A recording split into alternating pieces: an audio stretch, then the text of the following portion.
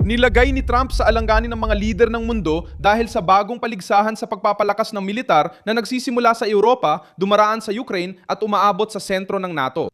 Ngayong Martes, ika-12 ng Mayo 2026 tumaas ang tensyon matapos ipagtanggol ng Espanya ang pagkakaroon ng sariling puwersa ng Unyong Europeo.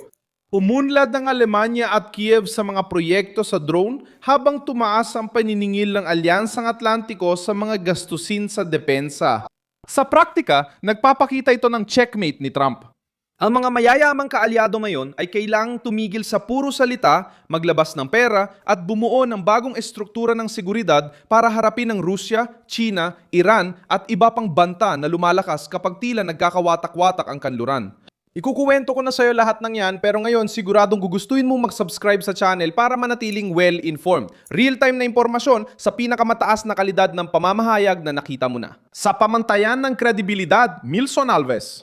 Sumali ang Espanya sa pagbabagong ito sa pamamagitan ng pagtatanggol sa pagkakaroon ng puwersang militar ng Unyong Europeo bilang tugon sa kawalan ng seguridad sa kontinente. Sinabi ng ministro ng Espanya na si Jose Manuel Alvarez na hindi maaring mamuhay ang Europa na araw-araw ay naghihintay kung ano ang susunod na desisyon ng Estados Unidos. Ipinapakita ng pahayag ang takot ng mga pamahalaan sa Europa sa mahigpit na sitwasyon at pinatutunayan din ang pressure na inilatag ni Trump ilang taon na ang nakalipas. Hindi pwedeng umasa lang sa Amerika para sa proteksyon ng kontinente, habang maraming kabisera sa Europa ang iniiwasan ng responsibilidad sa sariling depensa. Ginagawang opisyal na usapin ng panukalang Espanyol ang hindi komportabling isyung ito at itinutulak ang Unyong Europeo sa isang diskusyon na dati ay tila malayo pa. Magkaroon ng mas maraming pamumuno, mas malakas na industriyang militar at mas malaking autonomiya sa pagkilos. Ang Komisyon ng Europa ay nagtatrabaho na sa Rearm Europe na tinatawag ding Readiness 2030, isang plano para magmobilisa ng hanggang 800 bilyong euro para sa depensa.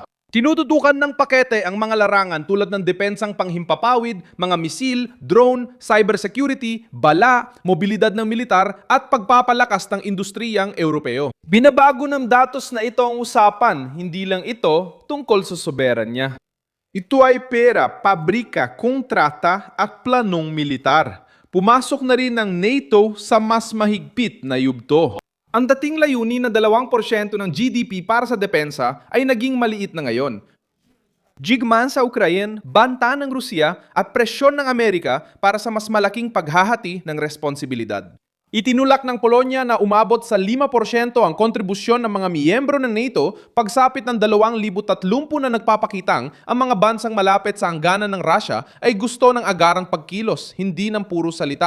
Binago ni Trump ang usapan sa alyansa. Dati, mabagal ang pagtupad ng mga kaalyado sa gastusin sa militar. Ngayon, naging agarang isyung pampolitika ito. Ang Alemanya, inilagay ang practical na bahagi ng pagbabagong ito sa Kiev. Nakipag-ugnayan si German Defense Minister Boris Pistorius sa mga opisyal ng Ukraine sa Brave Germany program na layong paunlarin ang teknolohiya sa depensa, AI na armas at kakayahang umatake sa malalayong target. Ang Ukraine at Alemanya ay nagpaplano rin na gumawa ng mga drone na may iba't ibang abot, kabilang ang mga modelong kayang lumipad ng hanggang 1,500 kilometro. Ipinapakita ng Ukraine Baseria na ang babong kaayusang militar ay di lang mula sa diplomatikong pagpupulong.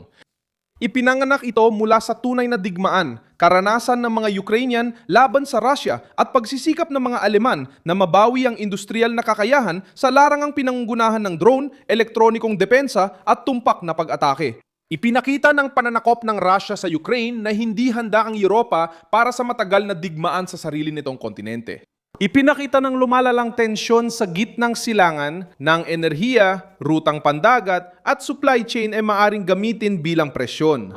Ipinapakita ng tensyon sa Indo-Pasipiko na hindi pwedeng umasa sa malabong pangako ang Japan, Taiwan at mga kaalyado habang pinapalakas ng China ang presensyang militar nila. Sa ganitong kalagayan, simple ang pananaw ni Trump. Ang libreng seguridad ay nagdudulot ng kahinaan. Nais ng Europa ng sariling industriya. Nagalok ang Ukraine ng subok na teknolohiya. Pinopondohan ng Alemanya ang mga proyekto. Iginigiit ng Polonya ang mas malaking gastusing militar. Sinisikap ng United Kingdom na muling lumapit sa Europa sa usaping estratehiya. Pinapataas ng Japan ang alerto kontra China. Matatag pa rin ang posisyon ng Israel sa gitnang silangan. Ang Estados Unidos sa ilalim ni Trump ay malinaw na ipinapakita na ang pamumuno ay hindi nangangahulugang sila lang ang sasagot sa seguridad ng lahat. Iyan ang dahilan kung bakit ang usaping depensa ay hindi na lang para sa mga general, kundi naging bahagi na rin ng mga konsiderasyon ng mga gobyerno, kumpanya at mga pamilya. Iyan ang dahilan kung bakit gobyerno, pamilya. Iyan ang depensa ay iniwan na ang pamilya at mga pamilya. Naiintindihan ni Trump ang puntong ito at ginawang sandatang pampulitika ang paniningil. Nakakatulong ang kasaysayan na ipaliwanag kung bakit labis na bumabagabag ang pagbabagong ito. Matapos ang ikalawang digmaang pandaigdig, naging pangunahing tagapagtayo at tagapagtanggol ng kanlurang Europa ang Estados Unidos. Itinatag ang NATO noong 1949 para pigilan ang paglawak ng impluensyang Sobyet at protektahan ang kontinente mula sa panibagong trahedyang militar. Noong Cold War, nagpapanatili ang Washington ng tropa, base militar, sandatang nuklear, intelihensya at lohistika para sa depensa ng kanluran. Nakatulong ang modulong ito talunin ng Yunyong Sobyet, ngunit nagdulot din ng mapanganib na nakasanayan. Maraming pamahalaan sa Europa ang nagsimulang ituring ang proteksyong Amerikano bilang isang natural na bahagi ng kanilang kalagayan. Binasag ni Trump ang kaginhawang iyon. Sa paginggi niya ng gastos, produksyon at pananagutan, tinamaan niya ang pinakasensitibong bahagi ng politika sa Europa. Ang bayarin sa seguridad ay bumalik sa mesa ng mga Europeo mismo. Ipinapakita ng ibang bansa na hindi lang sa Europa umiiral ang pagbabagong ito. Pinapabilis ng Polonya ang gastos sa militar dahil sa banta ng Rusya at takot silang mawala ng teritoryo kung maaantala. Pinadmamasdan ng Hapon ang pressure ng China sa dagat at himpapawid habang pinalalawak ang depensa nila laban sa Beijing. Ginawang laboratorio ng makabagong digmaan ang Ukraine na pinapakita kung paano kayang makapinsala ng murang drone sa mahal na estrukturang militar. Naunawaan ng Saudi Arabia na ang enerhiya, tubig at estratehikong infrastruktura ay maaring maging target sa anumang paglala ng tensyon sa reyon. May kanya-kanyang realidad ang bawat kaso pero lahat ay tumutukoy sa parehong mensahe. Pumasok na ang mundo sa yugto kung saan kailangang patunayan ng mga kaalyado ang kanilang lakas.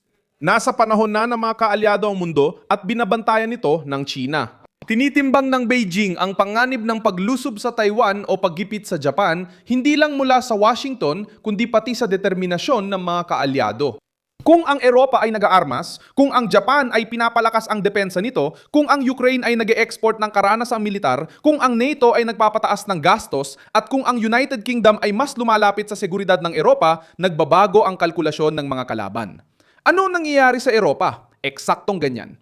Magkaroon ng kapaligiran kung saan makakaharap ang Russia, China at Iran ng blokeng mas magastos kalabanin. Maaari itong tawaging autonomia ng Europa. Sa Espanya, tinatawag nila itong soberanya. Sa Alemanya, kooperasyong teknolohikal. Maaring ituring ito ng OTAN bilang bagong target sa depensa. Pero pareho lang ang epekto. Mas maraming kaalyado ngayon ang sumasalo sa bigat ng militar na dating pasan ng Estados Unidos. Simple ang pangungusap at binubuld ang sitwasyon. Maraming leader ang bungabating os kay Trump sa publiko pero inaayon nila ang kanilang mga budget sa landas na binuksan niya. Ngayon, magiging mahalaga ang susunod na hakbang. Kailangan ng European Union na gawing konkretong produksyon ang kanilang bilyong-bilyong plano. Dapat magpakita ang Alemanya ng resulta sa mga proyekto kasamang Ukraine. Kailangan ding gipitin ng NATO ang mga miyembrong tinitingnan pa rin ang depensa bilang malayong pangako. Dapat balansehin ng United Kingdom ang pakikipagtuwang sa Washington at kooperasyon sa kontinente. Patuloy gagamitin ni Trump ang bawat anunsyo ng paggastos, pabrika ng militar at bagong kasunduan para patunayang nabago ng kanyang presyon ang ugali ng mga kaalyado. Kailangan magpakita ng NATO sa Ukraine. Kailangan magpakita ng resulta ang NATO sa Ukraine. Kailangan magpakita ng mga proyekto sa Ukraine, sa atin, sa Ukraine. Sa loob ng mga dekada, itinulak ang mga ito patungo sa Estados Unidos. Ako si Milson Alves, internacionalista. Layunin kong bigyan ka ng tamang impormasyon araw-araw, nasa deskripsyon ng video ang mga link ng balita. I-like at mag-subscribe sa channel. Sa huli, basahin ang mga komento para mas maging aktibo sa komunidad ni Milson Alves.